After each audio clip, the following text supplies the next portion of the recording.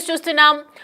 America అలాగే వెనుజువేలాపై మధ్య జరిగినటువంటి యుద్ధానికి సంబంధించినటువంటి అప్డేట్ ఇది. ఒకవైపు అమెరికా అధ్యక్షుడు యుద్ధాన్ని ఆపుతున్నామని చెప్తూనే మరో దేశం వైపు యుద్ధాన్ని ప్రకటిస్తూ ఉన్నారు. ఒకవైపు కరేబియన్ జలాలపై యుద్ధ మేఘాలు కమ్ముకొస్తూ ఉన్నాయి. యుద్ధానికి కాలు దువ్వుతోంది అమెరికా. అయితే వెనుజువేలా ఆక్రమణ దిశగా అడుగులు వేస్తోందని అనుకోవచ్చా? మరి దీన్ని చూస్తే మనకి అర్థమైపోతుంది. అయితే జలాంతర్గాములు, అత్యాధునిక ఫైటర్ జెట్ల మహరింపు, 10,000 మంది బలగాలతో కరేబియన్ జలాల్లోకి ఒక్కసారిగా ప్రవేశిస్తూ ఉన్నాయి. ఏ క్షణమైన వెనుజువేలాపై అటాక్ జరిగే ఛాన్స్ అయితే ఎక్కువగా కనిపిస్తూ ఉంది. అమెరికా చర్యలపై ఒకవైపు వెనుజువేలా అధ్యక్షుడు స్పందిస్తూ ఉన్నారు. 7 యుద్ధాలను ఆపినట్లు పదే పదే చెప్పుకుంటున్నటువంటి అమెరికా అధ్యక్షుడు ట్రంప్ తాజాగా ఒకవైపు ఒక కొత్త యుద్ధానికి తెరతీస్తున్నారని అయితే అర్థమవుతోంది. ఈ క్రమంలో భాగంగానే కరేబియన్ సముద్రంలో భారీ యుద్ధ నౌకలు, అలాగే జలాంతర్గాములు, అత్యాధునిక ఫైటర్ జెట్లను మోహరించడం జరిగింది.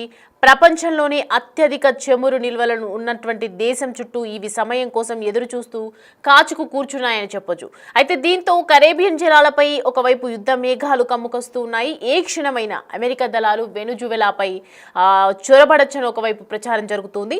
అయితే వెనుజువేలా ముఠాల నుంచి మాదక ద్రవ్యాలు అమెరికాను ముంచెత్తుతున్నాయని ట్రంప్ మొదటిసారి నుంచి చెప్తూనే ఉన్నారు. కానీ అది ఎంతవరకు నిజం అనేది మాత్రం ఏ దేశాలు కూడా దీనికి యాక్సెప్ట్ చేయలేదు. తాజాగా ఆ ముఠాలను అంతం చేసేందుకు సైనిక దళాలను ఒకవైపు రంగంలోకి దింపాయని చెప్పొచ్చు. ఈ ముఠాలతో వెనుజువేలా అధ్యక్షుడు నికోలస్ మదురోకు కూడా సంబంధాలున్నాయని ఒకవైపు ట్రంప్ కార్యవర్గం ఇప్పటికే తీవ్ర ఆందోళన వ్యక్తం చేసింది. అయితే ఆయన పట్టించే సమాచారం ఇస్తే ఏకంగా $50 మిలియన్, దాదాపు 430 కోట్లు బహుమతి ప్రకటించింది. ఇటీవలే మధురో సర్కార్ కూడా ఇక రోజులు లెక్క పెట్టుకోవాలని ట్రంప్ స్వయంగా సోషల్ మీడియాలో ఒకవైపు హెచ్చరించారు. కానీ మధురో ఎన్నికను అమెరికా గుర్తించడం లేదని శ్వేత సౌథం ప్రెస్ సెక్రటరీ కరోలిన్ లెవిట్ వెల్లడించారు. దీంతో అక్కడ ప్రభుత్వాన్ని కూల్చే ఉద్దేశం కూడా ట్రంప్ కార్యవర్గానికి ఉన్నట్లు కూడా తెలుస్తూ ఉంది. అయితే ఇటీవలే డ్రగ్స్ బోటు అంటూ ఓ పడవను అమెరికా USA దళాలు ముంచేయటం జరిగింది. దీంతో 11 మంది కూడా అక్కడ మరణించడం జరిగింది. అయితే అమెరికా మోహరింపులను మధురో తప్పుపట్టడం జరిగింది. గత 100 ఏళ్లలో తమ దేశం ఎదుర్కొంటున్నటువంటి అతిపెద్ద ముప్పు అని ఒకవైపు చెప్తూ ఉన్నారు. దీనికి సంబంధించి గత 100 ఏళ్లలో తన దేశం ఎదుర్కొంటున్నటువంటి అతి ముప్పు గురించి కూడా విశ్లేషిస్తూ ఉన్నారు. అయితే 8 నౌకల్లో 1200 క్షిపణులను తమపై గురిపెట్టారని ఆరోపించడం జరిగింది.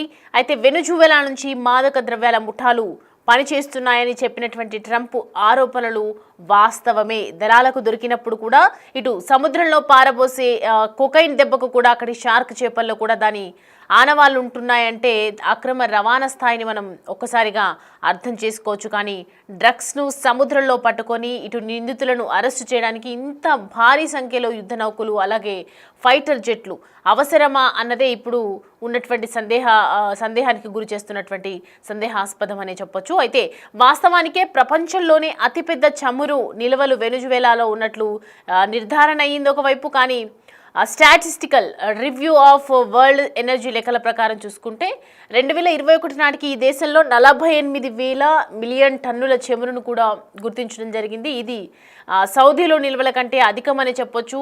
ప్రపంచం చమురులో 17% సమానం. కానీ ప్రపంచ చమురు వ్యాపారంలో ఈ దేశం ప్రపంచ చమురు వ్యాపారంలో చూసుకుంటే ఈ దేశం ఒక 0.8 అంటే 0% అనే చెప్పొచ్చు మనం అప్రాక్సిమేట్గా చూసుకుంటే. అయితే అమెరికా అక్కడి ప్రభుత్వ రంగ కంపెనీ పెట్రోలియస్ డే వెనుజువేలా SA కూడా ఆంక్షలు విధించడమే దీనికి కారణంగా తెలుస్తోంది. అగ్రరాజ్యంతో పాటు కెనడా, ఐరోపా సమాఖ్య తదితర దేశాలు కలిసి 300 ఆంక్షలు విధించడం జరిగింది. 300 నుంచి 350 వరకు ఆంక్షలు కూడా విధించడం జరిగింది.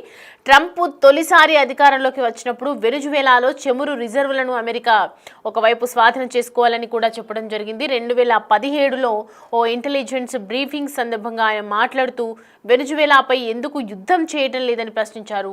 అయితే వాళ్ళ వద్ద ఉన్నటువంటి చాలా చమురు కూడా ఉన్నట్లుగా తెలుస్తుంది. అయితే భౌగోళికంగా తమకు చాలా దగ్గర అని మనకు చాలా దగ్గర అని ఆయన వ్యాఖ్యానించడం జరిగింది. గతంలో కూడా మధురో సర్కారును కూల్చేందుకు ట్రంప్ ప్రయత్నించారు. 2023లో ఉత్తర కరోలినా రిపబ్లికన్ పార్టీ సభలో ప్రసంగిస్తూ కూడా ఆయన నేను గతంలో పదవిని వీడే సమయానికి కూడా వెనుజువేలా కుప్పకూలడానికి ఒకవైపు సిద్ధంగా ఉన్నాను అని చెప్పడం జరిగింది.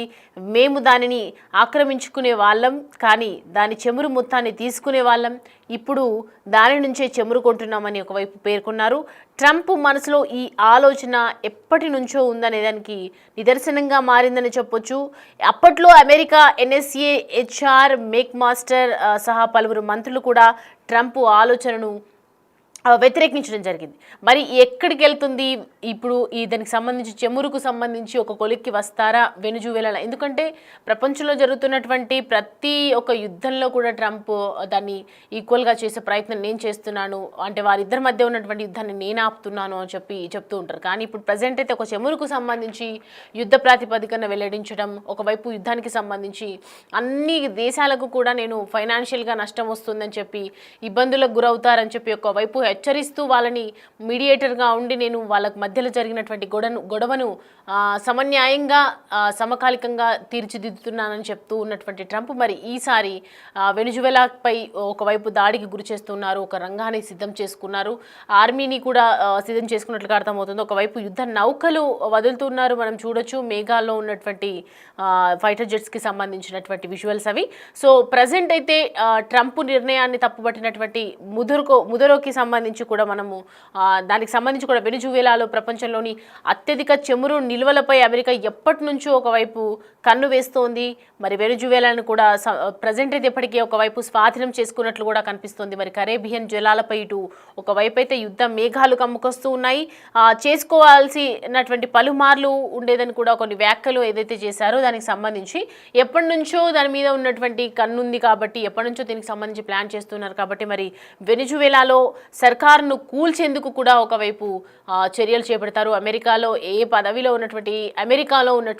ఎప్పుడు సర్కార్ ప్రతి దేశంలో ఉన్నటువంటి సర్కారును కూల్చే లక్ష్యంగానే చాలా కాలం కూడా పనిచేసింది. కానీ ఇప్పుడు కొన్ని దేశాలు వినకపోవటం, కొన్ని దేశాలు అంత ఇన్ఫ్లుయెన్స్ కాకపోవటం వల్ల ప్రపంచ దేశాల్లో ఎటువంటి ఇబ్బందులు కూడా లేకుండా ఉన్నాయి. కానీ ఇప్పుడు ప్రజెంట్ అయితే మరి వెనుజువేలాపై కన్నుపడటం నేపథ్యంలో మరి ఈ యుద్ధానికి సంబంధించి వెనుజువేలా ఎలాంటి రియాక్షన్ తీసుకుంటుంది, వెనుజువేలా ఈ చమురుకి సంబంధించినటువంటి సిద్ధం చేసే అవకాశాలు ఉన్నాయా? మరి 10,000 మంది జలాలతో ఒకవైపు కరేబియన్లతో ఒకవైపు జలాల్లోకి యుద్ధ నౌకలు విసురుతూ ఉన్నారు. మనం చూస్తున్న విజువల్స్లో క్లియర్ కట్గా కనిపిస్తోంది. మరి అమెరికా అలాగే వెనుజువేలాలో మధ్య జరిగినటువంటి యుద్ధం దీనికి ఒక ఎండింగ్ కార్డ్ పడుతుందా? ఈ చెమురుకు సంబంధించి వాళ్ళు ఎలాంటి డిసిషన్స్ తీసుకుంటారు? మరి అమెరికా ఇప్పటికీ దీనికి సంబంధించి ఇంకా బయటకు వచ్చేమైనా విషయాలు వెల్లడిస్తుందా? ఇలాగే సైలెంట్గా యుద్ధం చేస్తూ ఉంటుందా? ఈ యుద్ధానికి సంబంధించి ఒకవైపు యుద్ధం ఆపుతున్నామని చెప్తూ ఉన్నటువంటి నేపథ్యంలో మరి ఈ యుద్ధానికి తెరలేపటం అనేది ఏ విధంగా దేనికి దారితీస్తుందో చూడాలి.